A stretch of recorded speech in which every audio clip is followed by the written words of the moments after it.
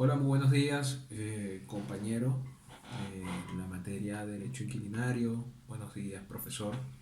Mi nombre es Salomón Villavicencio, pues estudiante de esta carrera, la carrera del Derecho, estudiante de esta materia que es tan importante, es una materia que vemos casi que todos los días y es lo que vemos a menudo con el pasar del tiempo en nuestra vida cotidiana o día cotidiana. Pues esta oportunidad se nos, digamos, mandó a realizar una pequeña exposición sobre un tema que es muy común, como ya venía diciendo, un tema que lo vemos todos los días en la calle, lo vemos cada momento, que es el tema del arrendamiento. Pues para iniciar, más allá de lo que ya conocemos como el arrendamiento, podemos centrarnos o podemos hablar con bases legales, que es aquel contrato por medio del cual, digamos, una de las partes, bien sea arrendador como arrendatario, eh, digamos en este caso el arrendatario se obliga a hacer gozar a la otra de una cosa mueble como una cosa inmueble, mediante un pago o mediante un cano de arrendamiento. Podemos decir que esto es un contrato consensual. ¿Por qué decimos que es un contrato consensual? Ya que depende en sí, o básicamente para que este contrato funcione, eh, en sí depende del consentimiento, o el deseo y las ganas de ambas partes. Como ya dije, los nombres de las partes, arrendador como arrendatario. Eh, Sabemos que es un contrato, digamos, eh, oneroso, un contrato pecuniario, porque obligatoriamente para que se dé este contrato debe existir una remuneración de por medio. Como dije al principio, este es un tema que lo vemos diariamente hoy en día, que es lo que es el tema del arrendamiento. Ahora bien, para definir o para diferenciar estos tipos de contratos, los tipos de contratos que hay junto con el contrato de arrendamiento, podemos hablar o podemos decir lo que es, o diferenciar lo que es la compra y venta. Eh, la diferencia entre este y el arrendamiento no es más que el arrendamiento solo busca el goce de la cosa, obtenerlo y hacer uso de ella por un cierto tiempo. Más no que más la venta es distinta porque la venta va más allá de todo eso. Es como es obtener el bien, hacer, hacer del uso del bien perennemente. Eso por parte de la compra y venta. Tenemos también lo que es la parte del usufructo. La diferencia del arrendamiento y el usufructo es que el arrendamiento es un contrato, eh, eh, el usufructo es un derecho real por medio del cual una persona debe usar los bienes de otra, con la única obligación que va a tener es conservarla, hacerle el uso, pero siempre conservar estos bienes. Un claro ejemplo es cuando nosotros montamos un restaurante o una pequeña empresa de comida rápida.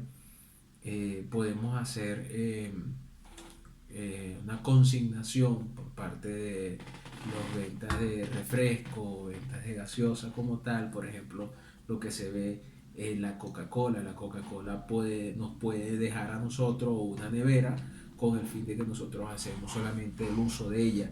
Siempre la vamos a conservar, pero solamente va a existir una consignación de la nevera de la Coca-Cola solamente. No tenemos que pagar nada para que ellos nos arrienda ese bien. Solamente es una consignación que nos da la Coca-Cola para tenerla ahí.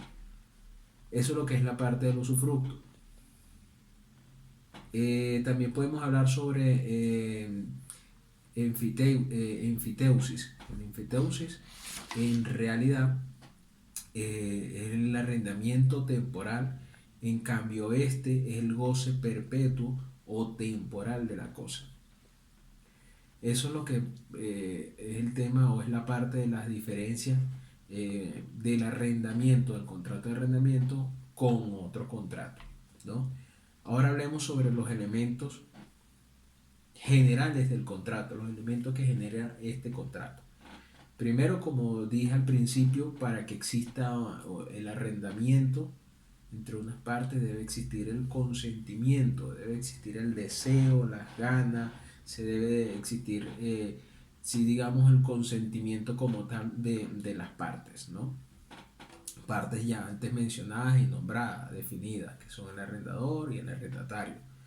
Debe existir también un precio de arrendamiento. En el argot del derecho inquilinario se le denomina un canon de arrendamiento.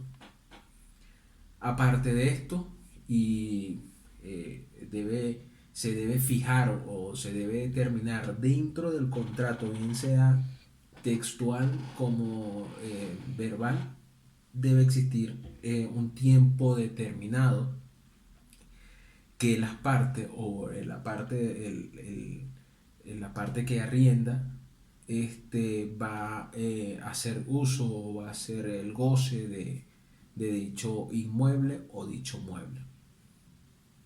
Eso por parte de los elementos generales del contrato. Dentro de este procedimiento o dentro del procedimiento de arrendamiento debe existir también unas obligaciones, unos deberes, pero más que todo las obligaciones por parte del arrendador y una obligación por parte del arrendatario. Pues por parte del arrendador, ¿sí? Debe primero procurar el arrendatario el buen uso de la cosa, el buen uso del bien, mantenerlo siempre en buen estado. Para al momento de entregarlo, debe mantener la cosa en buen estado como tal, ¿no? Se debe entregar la cosa en un tiempo convenido. En este tiempo, por ejemplo, en los elementos generales del contrato, ahí donde vamos a especificar en qué momento o qué día, qué hora o qué lugar se va a hacer la entrega del convenio, la entrega del bien como tal. ¿Okay? Una de las obligaciones, digamos, importantes del arrendador es, digamos, defender el uso del bien de un tercero. ¿Okay? Y aparte de esto, hacerle en el bien algunos reparos necesarios para que ésta se mantenga o se entregue la cosa en buen estado. Eso por la obligación de parte del arrendador. Ahora bien, así como existen las obligaciones de parte del arrendador, existe la obligación de parte del arrendatario. Pues uno de esto, una de las obligaciones que debe tener el arrendatario es debe hacer uso del bien correctamente, ¿sí? Y darle el uso determinado que en su momento dejaron por escrito o se comentaron, se hablaron dentro del contrato. Se debe usar y se debe y servirse del bien para el uso que se ha especificado en el contrato. No debe salirse del uso que dejaron en el contrato y hacerle otro uso distinto a esto, porque ya dejaría pasar o pasaría por las obligaciones del arrendador, haría una falta como tal.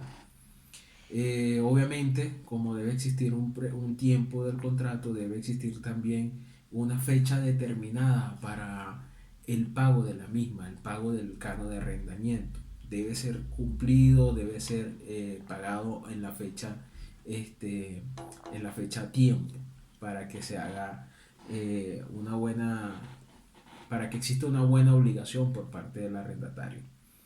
Si existe algún daño que le suceda al bien inmueble o mueble, el arrendador debe avisarlo al arrendatario y a su vez también responder por algunos deterioros de la cosa arrendada.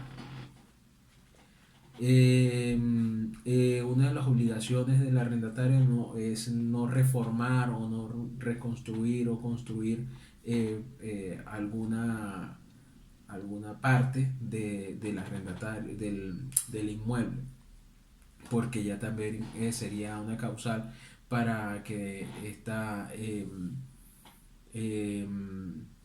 no haga, no haga caso de la obligación como tal del arrendatario. Em, para que exista o para que haya una extinción del contrato, primero que nada debe también existir un mutuo acuerdo por parte de las partes, de decir, hasta aquí yo extingo el contrato, no quiero más el contrato, no quiero arrendar más dicho inmueble, debe existir un mutuo acuerdo por las partes. Pero aparte de esto, debe existir también o se debe destruir, bien sea la totalidad del inmueble como algo parcial de la cosa. También puede existir la muerte del inquilino y este inquilino en su momento nunca dejó un heredero por adquirir ese bien o ese contrato de arrendamiento. Y puede ser también una extinción del contrato por confusión, es decir, que concurra una persona o la misma persona que arrienda eh, la venta o una donación eh, en la cual cualquier cosa que pueda, digamos, transmitir la propiedad de la cosa. Bueno, esto es todo. Muchísimas gracias. De más está decirle que espero que sea de gran ayuda y de gran entendimiento para, para cada uno de nuestros compañeros y para nuestro tutor de la materia. Muchísimas gracias. Buenos días.